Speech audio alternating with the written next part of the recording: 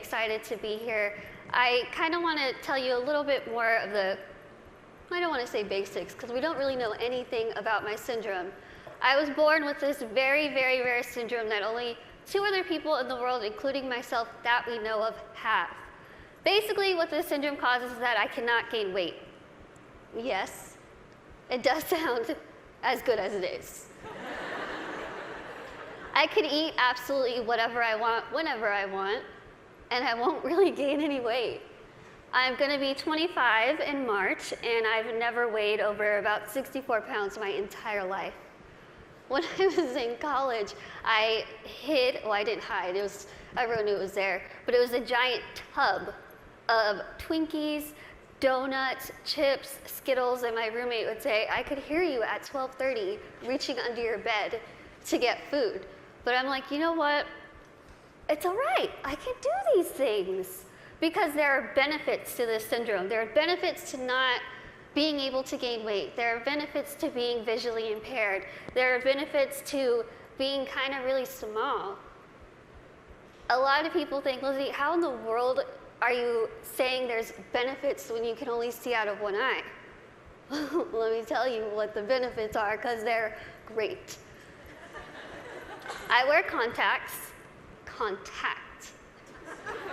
Half off contacts. When I wear my reading glasses, half off prescription. If somebody is annoying me, being rude, stand on my right side. It's like you're not even there. I don't even know you're standing there. Right now, if I stand like this, I have no clue that there's this whole side of the room. Also, being small, I am very willing to volunteer myself to go to Weight Watchers, go to some gym and say, hi, I'm Lizzie. I will be your poster child. Put my face on whatever you need and I will say, hi, I use this program. Look how well it worked. Even though there are really amazing things that have come from this syndrome, there are also things that have been very, very difficult, as you can imagine. Growing up, I was raised 150% normally. When I was my parents' first child, and when I was born, the doctors told my mom, your daughter has no amniotic fluid around her at all. So when I was born, it was a miracle that I came out screaming. The doctors told my parents, we just want to warn you, expect your daughter to never be able to talk, walk, crawl, think, or do anything by herself. Now, as first-time parents, you could think that my parents would say, oh no, why? Why are we getting our first child to have all these unknown problems? That's not what they did. The first thing they told the doctor was, we want to see her, and we are going to take her home and love her and raise her to the best of our abilities. And that's what they did. I credit pretty much everything that I've done in my life to my parents. My dad is here with me today, and my mom is at home watching. Hi, Mom. She's recovering from a surgery, and she has been the glue that's held our family together and giving me the strength to see that she's going through so much, but she has this fighting spirit that she's instilled in me, that I have so proudly been able to stand in front of people and say, you know what, I've had a really difficult life, but that's okay. That's okay. Things have been scary, things have been tough. One of the biggest things that I had to deal with growing up was something that I'm pretty sure every single one of us in this room has dealt with before. Can you guess what that is? Starts with a B. Can you guys guess it? Boys. Bullying. I know what y'all are thinking. I should have come, why couldn't I sit here with them? I had to deal with bullying a lot, but as I said, I was raised very normally. So when I started kindergarten, I had absolutely no idea that I looked different. No clue. I couldn't see that I looked different from other kids.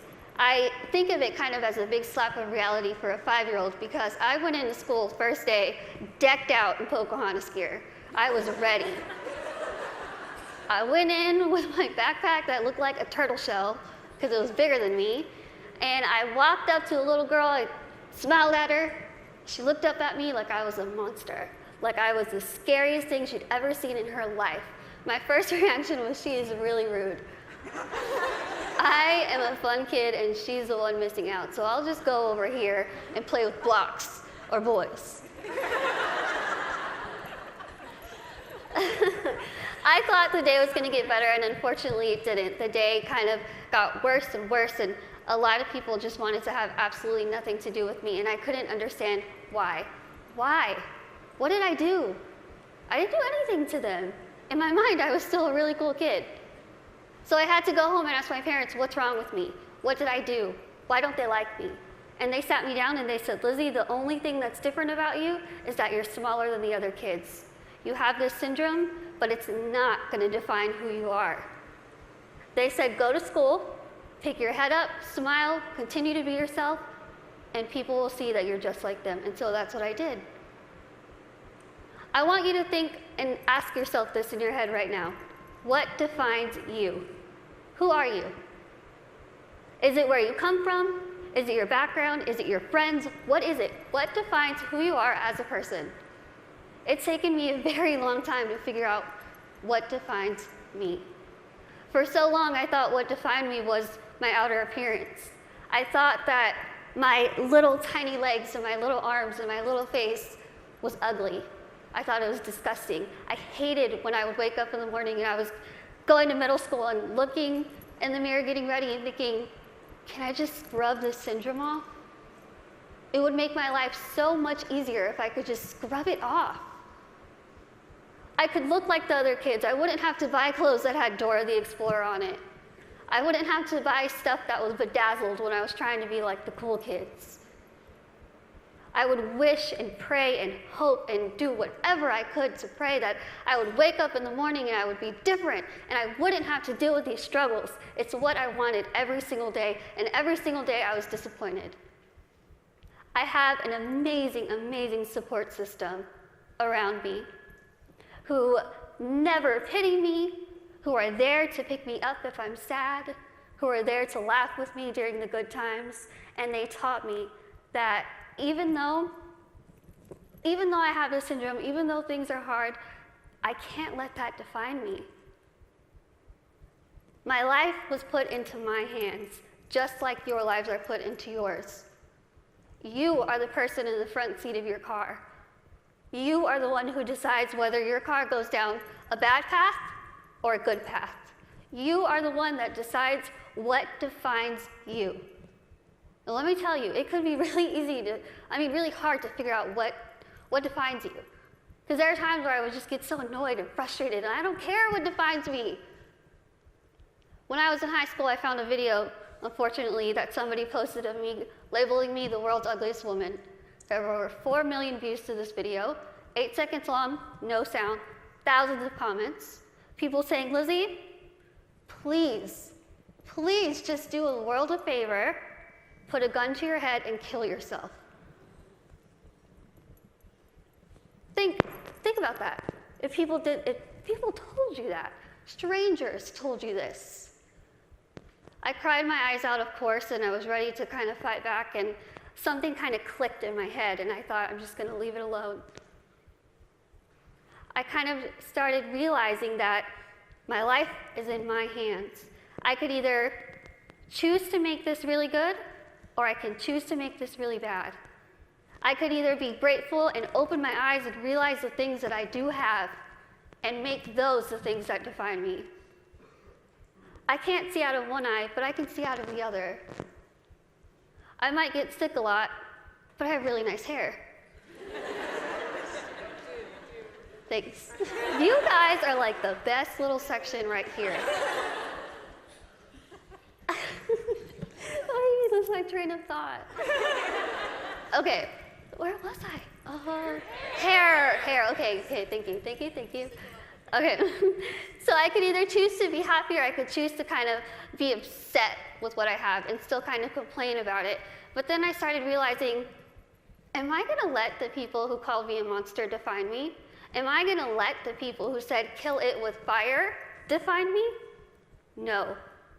I'm gonna let my goals and my success and my accomplishments be the things that define me, not my outer appearance, not the fact that I'm visually impaired, not the fact that I have this syndrome that nobody knows what it is. So I told myself I'm going to work my butt off and do whatever I could to make myself better, because in my mind, the best way that I could get back at all those people who made fun of me, who teased me, who called me ugly, who called me a monster, was to make myself better and to show them, you know what? Tell me those negative things, I'm going to turn them around, and I'm going to use them as a ladder to climb up to my goals. That's what I did.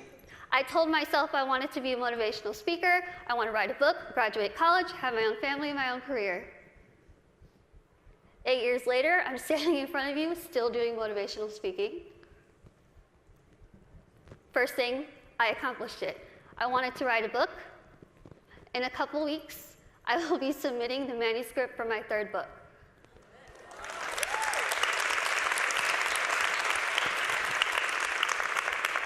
I wanted to graduate college, and I just finished college. I'm getting a degree. I'm getting a degree in communication studies from Texas State University in San Marcos, and I have a minor in English. I really tried to use real life experience while I was getting my degree, and my professors were not having it. But I wanted to have, lastly, my own family and my own career, and the family part is kind of down the line. My career part, I feel like I'm really doing well with it, considering the fact that when I decided I wanted to be a motivational speaker, I went home, I sat in front of my laptop, went to Google, typed in how to be a motivational speaker. I'm not even joking. I worked my butt off. I used the people who were telling me that I couldn't do this to motivate me. I used their negativity to light my fire to keep going. Use that. Use that. Use that negativity that you have in your life to make yourself better, because I guarantee you, you will win. Now, I want to end with asking you again. I want you to leave here and ask yourself what defines you. But remember, brave starts here. Thank you.